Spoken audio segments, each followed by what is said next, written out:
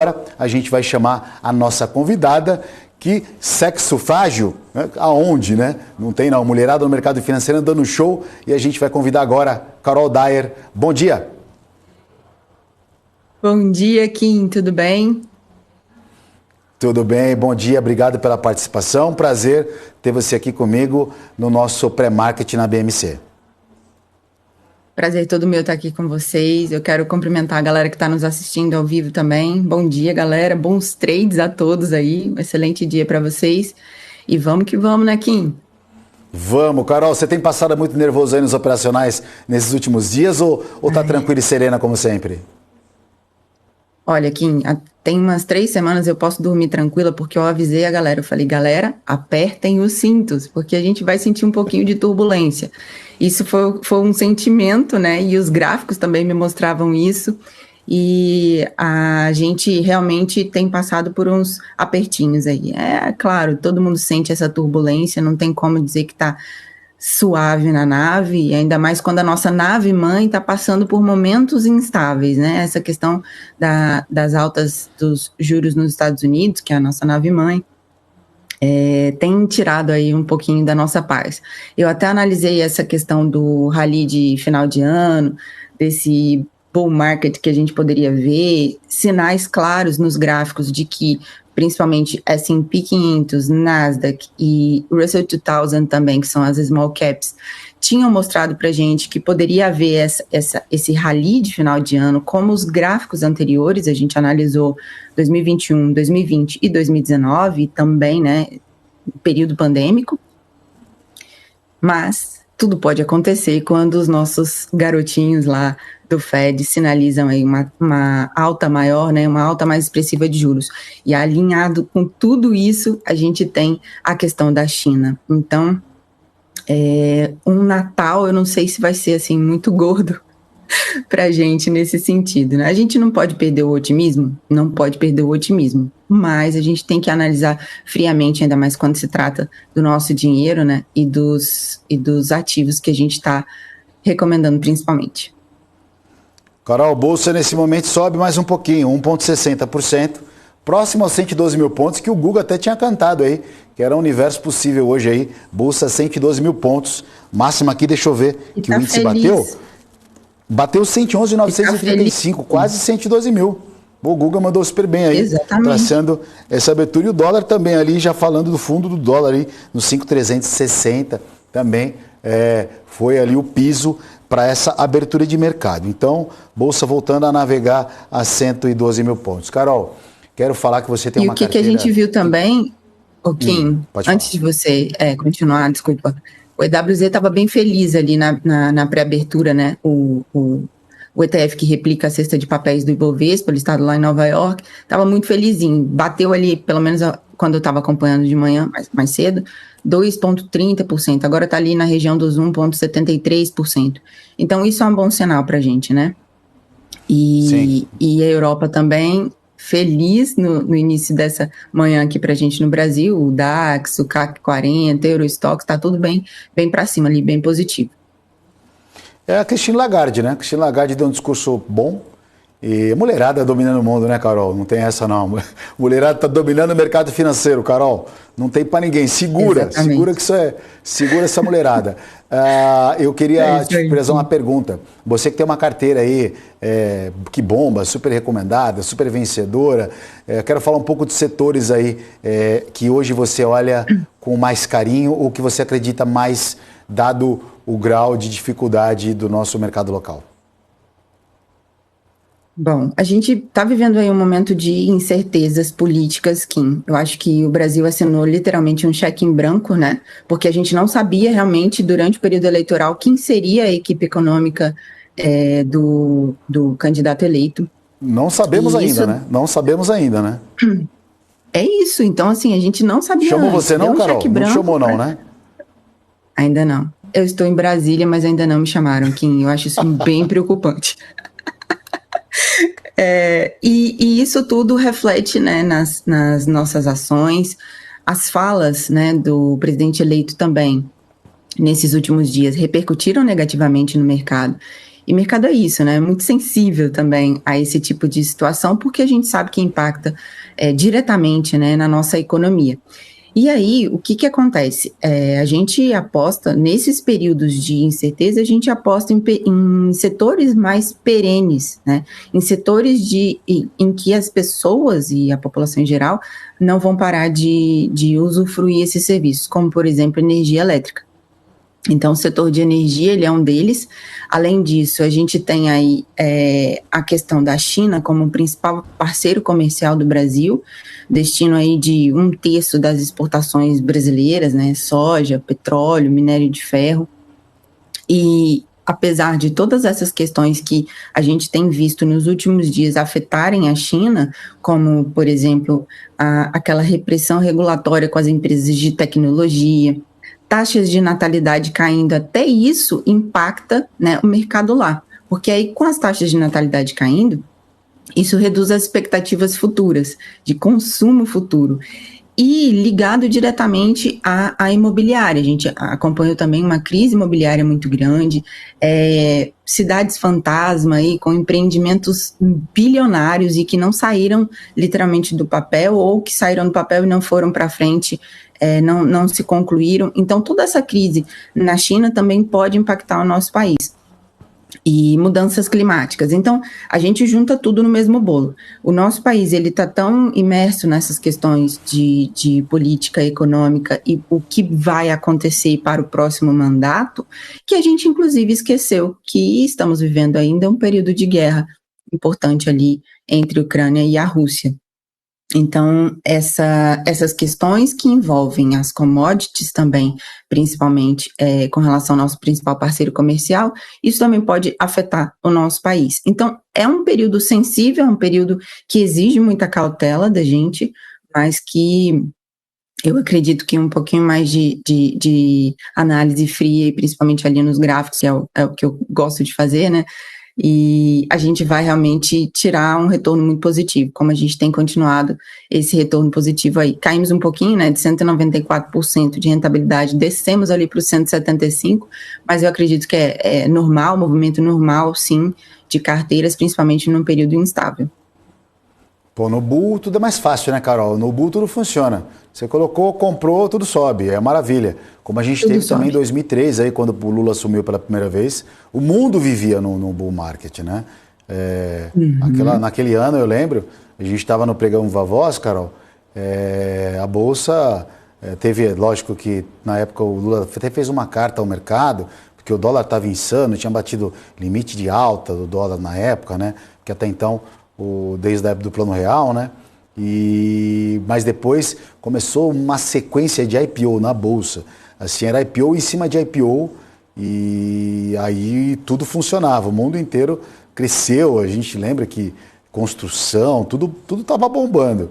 Agora, quando cai, aí é que o bicho pega, né? Quando a coisa está caindo, é difícil você ter rentabilidade. Então, assim, é natural que num período de volatilidade no bear market, né? Geralmente cai bastante. Como, por exemplo, a gente teve em criptomoedas, né? O Bitcoin subiu eternamente e agora que despencou, você viu a tragédia que está acontecendo nesse universo, né? Corretora quebrando, contas sendo diluídas e dilaceradas, né? Por conta aí dessa avó. Mas no Bull tudo funciona.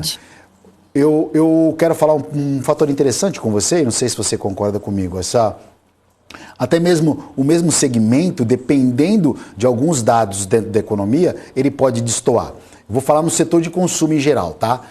Com uma taxa Selic a 13,75% ao ano, você pode ver que as empresas de varejo, dependendo do público que ela atinge, também tem resultados diferentes. Então você pega o Grupo Soma, que tem ERG, por exemplo, Arezzo, ela não sentiu tanto, né, quanto as, digamos, mais populares, com uma alta de juros, né, 13,75. Então você pega Magalu, mais que trabalha com a baixa renda, digamos assim, acabou sentindo mais o impacto no resultado por conta de uma Selic não tanto quanto uma como eu disse, de exemplo, a Arezzo da vida, por exemplo, que trabalha teoricamente com, vamos dizer, um público mais elitizado. Então, quando você elabora também uma carteira, quando você olha uma carteira de investimentos, você vai, mesmo do mesmo setor, você é capaz de investir olhando essas métricas, dados de inflação, dados de projeção de crescimento, ou não? Você fala, olha, eu não vou entrar nesse setor porque esse setor realmente não me interessa. Como é que você faz essa contabilidade aí de recomendações?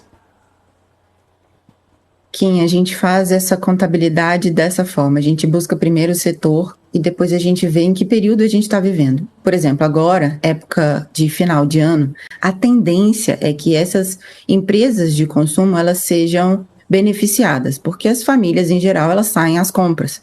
Então, tem presentes de final de ano, agora a gente tem aí novembro com promoções de Black Friday, etc. Então, tudo isso incentiva o consumo.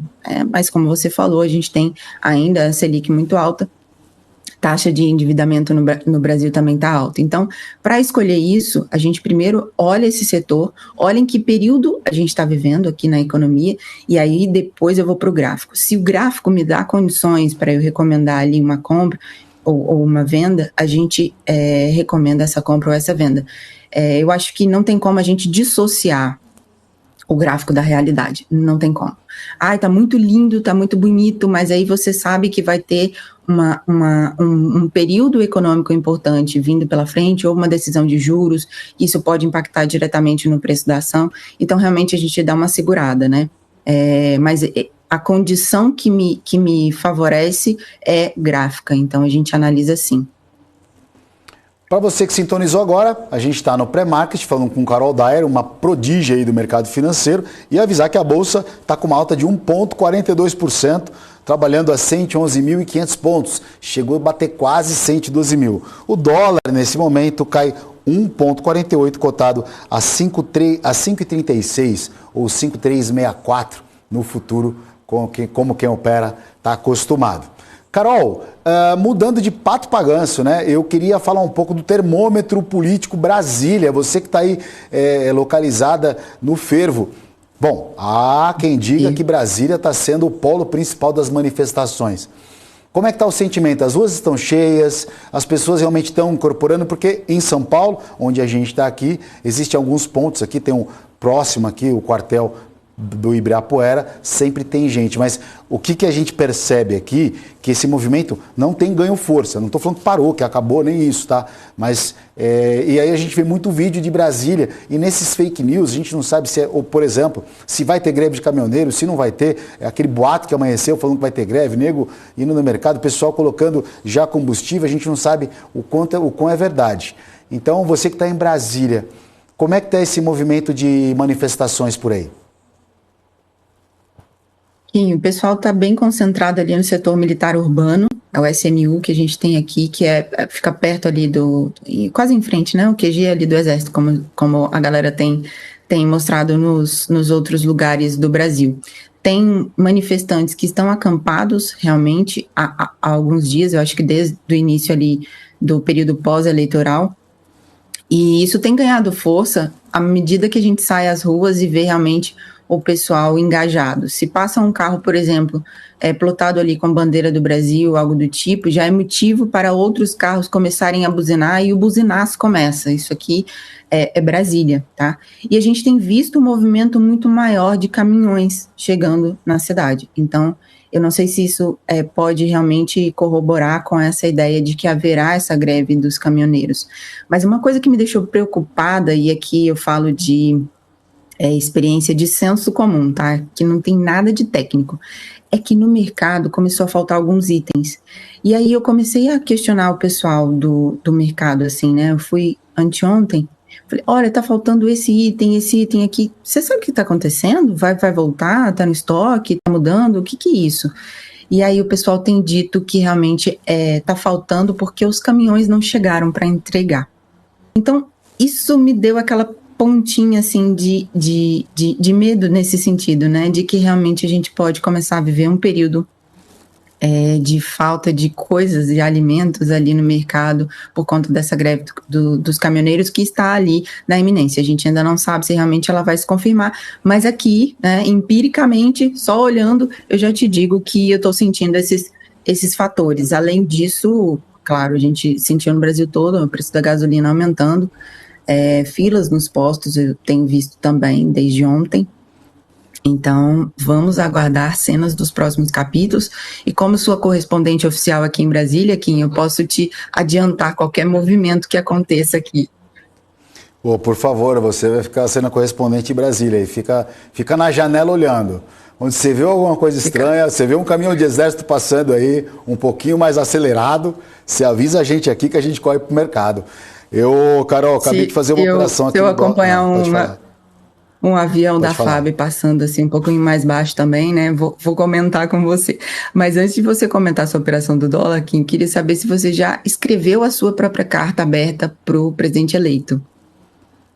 Ele não vai dar muita importância, não, viu? Ele não vai dar muita importância, assim, porque não tem esse peso e essa coisa expressiva aí. E, na verdade, também, eu acho que ia escrever tanta coisa que ele não ia conseguir ler. Já no primeiro parágrafo, ele já ia ficar um pouco sensível, e aí ele não ia querer continuar a ler, não, viu, Carol? Tem que mandar áudio. Tem que mandar um áudio no WhatsApp, porque o WhatsApp você compartilha, entendeu? Bom, se cair no STF o áudio, aí ferrou, né? Se cair eu saio algemado daqui se cair meu áudio. Essa live cai, literalmente. Essa live cai todo mundo, inclusive eu já saio algemado por aqui. Bom, estava falando aqui operando, bom, a gente está sempre operando sempre não, né? Mas vi uma oportunidade no dólar agora aqui de compra e já encerrei a operação do dia, inclusive aqui, porque é o único horário que a gente consegue, de fato, é a abertura aqui, os primeiros 30 minutos. E está tendo o privilégio de fazer isso ao vivo, compartilhando com as pessoas. Bolsa 2%, Carol. 112.180 pontos. Bolsa 2% ali. 2%. E o dólar com uma queda de 1,77. A sexta-feira azul no mercado financeiro. Tudo mar de rosas. Agora, o EWZ está com 2,88 ali no pré-mercado. Acabou a crise. Viu? Agora é só alegria. Agora é só trocar... Não, já acabou, tá tudo fiscal, tudo resolvido, resolveu tudo já. Um dia sim, né? Um dia Suíça e um dia Somália. Vamos que vamos. Carol, e o que está evidente aí, e você está percebendo isso, é essa queda de braço do mercado com o presidente eleito. Como é que se resolve? Como é que faz para operar, Carol? Porque se ele falar alguma coisa no Egito, ou na verdade está se encontrando, ele está na Espanha ou em Portugal agora, o presidente eleito parou, né? Na Espanha ou em Portugal. Se esse cara falar alguma coisa ali, o mercado sacode, né? Mas é nítido para você essa queda de braço? É nítido, a gente consegue ver isso na volatilidade, né? Que a gente acompanha durante o pregão. Índice Bovespa, a gente analisa ali o gráfico. Ontem, por exemplo, foi uma vol gigantesca, chegou ali, a mínima do dia foi para baixo dos 108 mil, foi no 107,245 e a máxima em 110,241. Isso aí analisando o gráfico de Ibov. Então, realmente, é um período em que essa queda de braço, o resultado dela a gente vê no gráfico também, que é justamente esse período de volatilidade muito mais alto. Então, uma dica que eu dou, inclusive, para quem opera day trade em mini contrato de índice futuro, dólar, etc., tem um pouco mais de cautela no sentido até de diminuir a mão nesses períodos de volatilidade muito alta, né, para não ter muitas surpresas aí pelo meio do caminho. E volatilidade é isso. Quando a gente vê, por exemplo, como foi no dia de ontem, quando eu fiz ali o morning call, analisando o contexto como um todo, você via todos os mercados derretendo e o único, né, gráfico verdinho que a gente acompanhava era do índice VIX, que é o índice de medo, que mede a volatilidade dos mercados. Então, quando você tem esse cenário de tudo caindo e só o VIX subindo, realmente é um período em que a gente precisa de um pouco mais de cautela, e, quiçá, aí não operar, né, se for o caso, e a gente entender isso.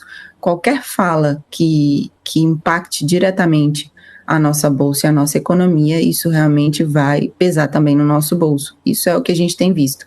E responsabilidade é uma das coisas que a gente precisa nesse momento. Responsabilidade fiscal, responsabilidade com o próprio país, eu acredito, né, com os eleitores que deram esse cheque em branco e pelo menos anunciar ali uma equipe econômica minimamente gabaritada, é o que a gente espera que se faça até para dar uma tranquilizada, né, nos humores aí entre os investidores e principalmente entre os investidores gringos, que é de onde vem ali o nosso dinheiro grosso, digamos assim.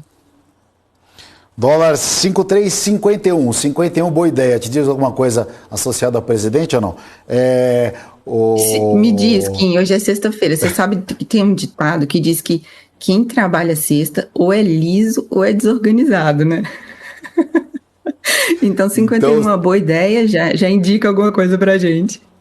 Eu estou desorganizado então, cara, porque eu estou trabalhando demais. Me fala só rapidinho, você falou do seu Morning Call, e um Morning Call de qualidade nunca é concorrência, e sim agregador. Você tem um Morning Call diário de segunda a sexta-feira ou de segunda a quinta? Segunda a quinta, Kim. Segunda a quinta a gente faz as análises e encaminha as análises escritas, né, com os alvos projetados para os principais ativos do mercado que a gente analisa no meu canal. Tem também nos outros sites, né, que são parceiros do canal, investing.com e Portal Acionista. E ali no canal Mulher na Bolsa a gente entra ao vivo para fazer essas análises e um Morning Call. Ele é mais enxuto, são só 15 minutos. A gente acompanha, faz as projeções ali dos alvos para os ativos e também as principais notícias que podem impactar o mercado como um todo, agenda econômica, etc. O presidente Jair Bolsonaro foi aí avaliado, passou no hospital, sentiu dores abdominais e realizou exames agora pela manhã. Uma notícia que chegou aqui. Bolsonaro está um tanto quieto. Rumores aí que ele estaria um pouco doente. Acho que um pouco de tudo, né? Ter perdido a eleição também deve ter abatido bastante. Muita fake news circulando, muita instabilidade, muita coisa desconexa. Mas, Carol, de novo trazendo a informação por você estar em Brasília, o que falam aí desse movimento? Ou pode ter algum movimento surpresa, o zap na manga aí do presidente para que impeça realmente ou inviabilize que o eleito assuma? Isso, há rumores aí ou não? Existem esses rumores sim, Kim, e eles são, infelizmente, assim, como a gente acompanha a política, né, dos ministros do TSE principalmente, e as falas deles, a gente acredita que realmente não vai acontecer algo muito surpreendente nos próximos dias, mas que tem esse rumor de que pode haver uma reviravolta, e isso tudo com o apoio, né, de parte da população que está fazendo essas manifestações pelo Brasil. Infelizmente, a mídia não está cobrindo, mas o que a gente sabe, e aí você tem pessoas, amigos, parentes, assim, em outros lugares, em outros estados do Brasil, e que afirmam que realmente essas manifestações existem e elas são fortes. A gente realmente acredita que pode ter fogo nessa fumaça, né? Agora, nesse exato momento, parece que equilibrou aqui, Carol. A Bolsa está na casa de 1,72% de alta, o índice cotado muito próximo aos 112 mil pontos ali, e o dólar estacionou no 5,350, que era até um ponto importante que o Guga havia passado para a gente aqui. Acho que o mercado vai ficar aguardando abrir a papelada agora, daqui a pouco, às 10 horas. Pelo que eu estou vendo a cotação lá fora, Carol, as principais bolsas, a principal engrenagem no mundo, as bolsas americanas, trabalham positivo. E a gente está tendo o minério de ferro com uma alta expressiva aí, independente da China limitando o crescimento ali, ou falando de crescimento limitado para o ano que vem. Podemos imaginar os papéis um pouquinho mais otimistas, e você olha algum papel hoje com carinho?